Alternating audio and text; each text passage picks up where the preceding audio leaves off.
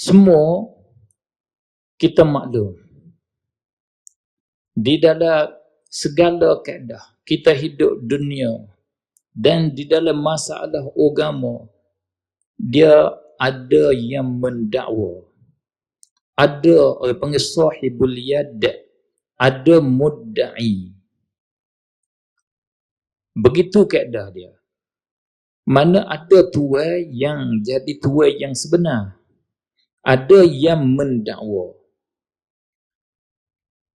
Kalau kita kata seperti tempat ini, ada tuai dia yang milik hak, tetapi ada sebahagian orang, ada satu kumpulan orang ataupun satu orang, dia mari dakwa kata tempat ni hak dia. Maka siapa yang betul, yang mendakwa dengan tuai milik, itu tilik kepada bukti-bukti masing-masing. Begitu juga di dalam masalah agama. Ada yang membawa Al-Quran dan Al-Hadis yang sebenar-benarnya. Ada yang mendakwa,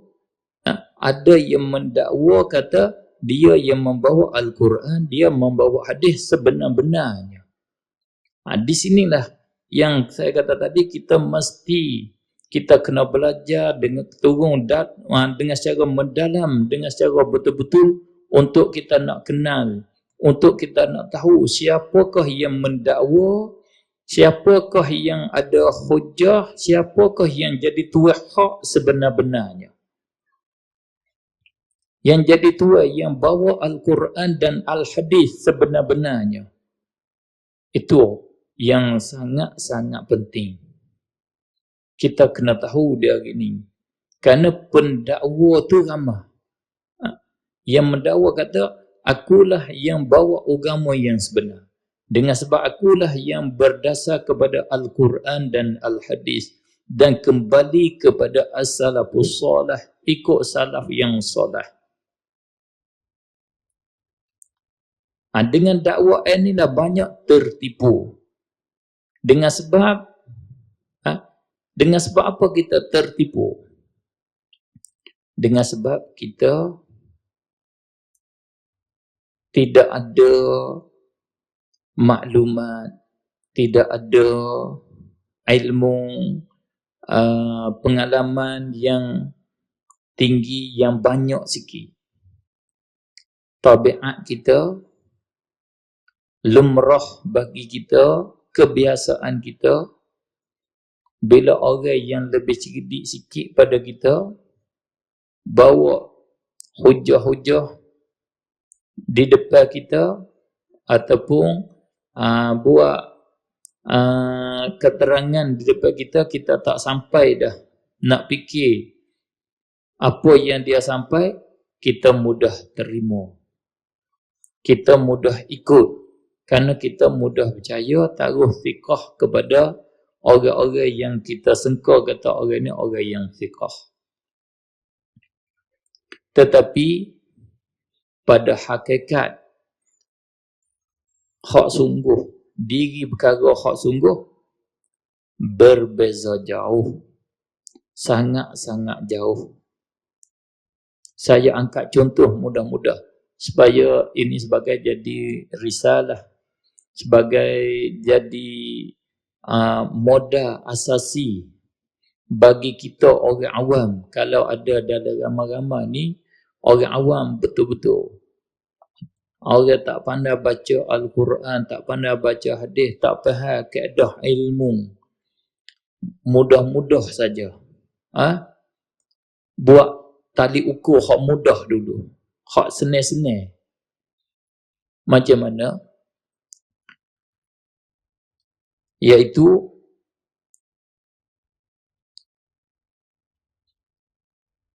yang perkara agama hak sebenar, kita dakwa kata ataupun hakikat ilmu hak sebenar, agama yang sebenar, iaitu ilmu yang ditunjuk oleh Al-Quran dan ditunjuk oleh pengulu kita Nabi Muhammad sallallahu alaihi wasallam. Langkah-langkah, cara-cara yang dilangkah cara-cara yang dibuat oleh penghulu kita Nabi Muhammad sallallahu alaihi wasallam yang mengambil jinjak langkah Rasulullah itu oleh para sahabat dia yang dipanggil al-khulafa ar-rasyidin. Khalifah-khalifah dia, pengganti-pengganti dia yang dapat bertunjuk, yang digelar, yang dipanggil dengan kata as-salafus salih. Apa yang ditunjuk oleh Al-Quran itulah nama dia, orang panggil Al-Quran. Apa yang ditunjuk oleh Rasulullah itu dinama Al-Hadis, dinamakan As-Sunnah. Apa yang dibuat contoh ambil daripada Rasulullah, selepas pada Rasulullah oleh Khulafaur Rasyidin, itu dikatakan jalanan di antara jalanan salafuna as-salih, salaf kita yang dulu. Orang-orang yang sebelum daripada kita. Maka supaya kita nak buat pertimbangan siapa yang ikut Al-Quran dan Al-Hadis yang sebenar, siapa yang ikut salafus salih yang sebenar, maka cuba kita buat tali ukur sikit. Kita kata kita ikut Al-Quran, kita kata kita ikut Al-Hadis, kita kata kita lah ikut As-Salafus Salih. Pada pandangan saya yang dhaif ini, dan juga saya rasa tak jauh daripada pandangan tuan guru yang lain, dakwah kita adalah dakwah yang betul.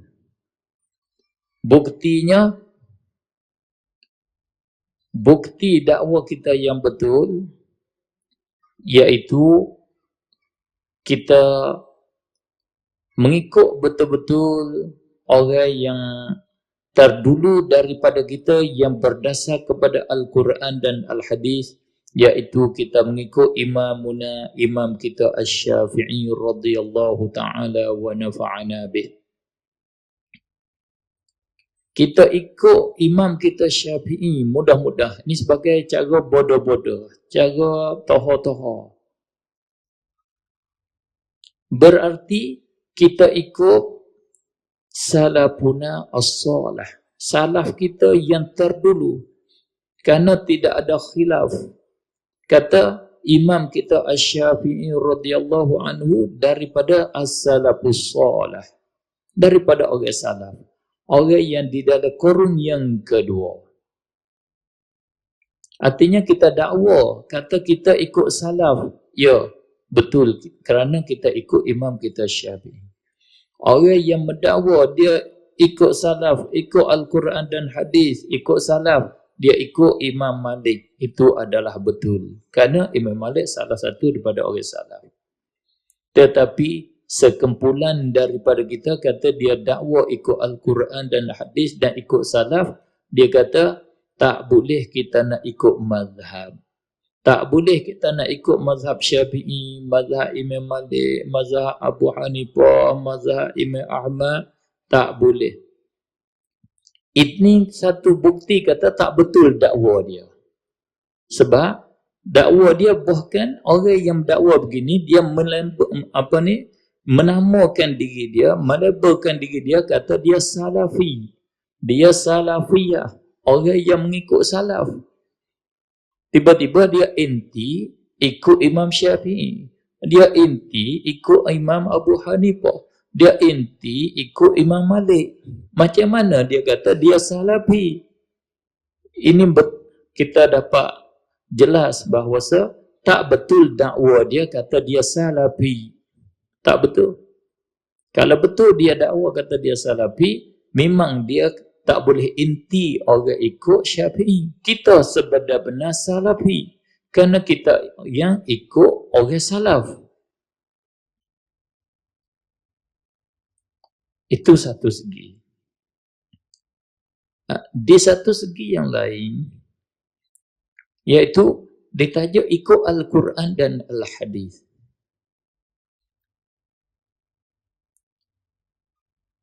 Di dalam tajuk ikut Al-Quran dan Al-Hadis.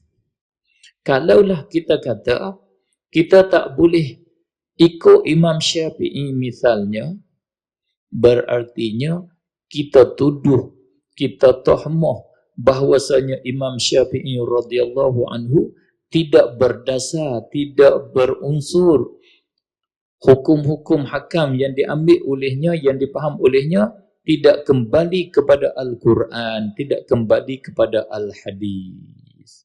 Maknanya, mazhab Imam Syafi'i bukan bina di atas Al-Quran dan Al-Hadis.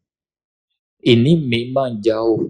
Kalau orang pandai, cuba baca kitab Imam Syafi'i sendiri. Kalau Imam Syafi'i imla ke atas anak murid dia, Imam Syafi'i baca ke atas anak murid dia, Imam Muzani, Imam Buaiti, yang dinamakan kitab Al-Um.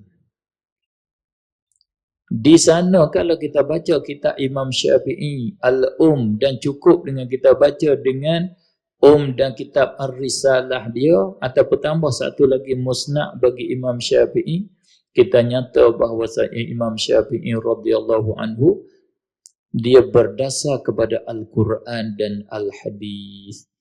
Boleh dikatakan tidak ada satu hukum yang dikata oleh Imam Syafi'i di dalam Al-Um melainkan dia berdalil dengan Al-Quran dan Al-Hadis. Al-Quran dan Al-Hadis. Tidak ada satu pun. Orang yang kata tak boleh ikut Imam Syafi'i kerana tak ikut Al-Quran dan Al-Hadis, itu kata dakwa saja. Kalau bahasa Arab saya panggil, dia tidak menghalusi di dalam nakalan, tidak menghalusi di dalam riwayah. Kata dengan cara apa saya tak pandai nak sebut. Cara rapuh-rapuh bahasa petani. Kata dengan secara tiru-tiru, tidak kembali kepada hak asal. Sehingganya pendapat Imam Syafi'i yang tidak ada nas di dalam hadis, yakni Imam Syafi'i tidak sebut nas sekalipun di sana ada nas, ada hadis yang menunjuk di atasnya. Oleh kerana demikianlah Imam Al-Baihaqi rahimahullahu ta'ala, seorang hafiz yang bermazhab Imam Syafi'i, dia menghimpunkan kitab As-Sunan Sughra dan Sunan Kubra itu sebagai bukti, itu sebagai hujjah. Hadis-hadis di dalam Sunan Kubra dan Sunan Kubra itu sebagai hadis yang menunjuk di atas pendapat Imam Syafi'i, dan hadis-hadis yang membuktikan mazhab Syafi'i itu berdasar kepadanya. Mazhab Syafi'i kembali kepada Al-Quran dan hadis sebenar-benarnya. Oleh sebab demikianlah mazhab kita Syafi'i alhamdulillah terus tegak sampai ke hari ini dan tegak sampai kepada hari kiamat insya-Allah taala. Dengan sebab Imam Syafi'i, mazhab Syafi'i bina di atas dasar, di atas asas yang kokoh, asas yang sebenar, iaitu bina di atas asas Al-Hadis, Al-Quran dan Al-Hadis. Kalau kita nak menghancurkan orang yang nak menghancurkan mazhab Syafi'i, misalnya di Malaysia ni kita nak menghancurkan mazhab Syafi'i, kita nak buat mazhab Malaysia misalnya, mesti kita kena buang kitab Imam Syafi'i, mesti kita kena bakar kitab Baihaqi, barulah boleh kita nak menghancurkan dia. Selama mana ada kitab Imam Syafi'i, selama mana ada kitab Risalah Imam Syafi'i, selama mana ada kitab Sunan bagi Imam Baihaqi, tetap mazhab Imam Syafi'i berjalan terus sampai kepada kiamat.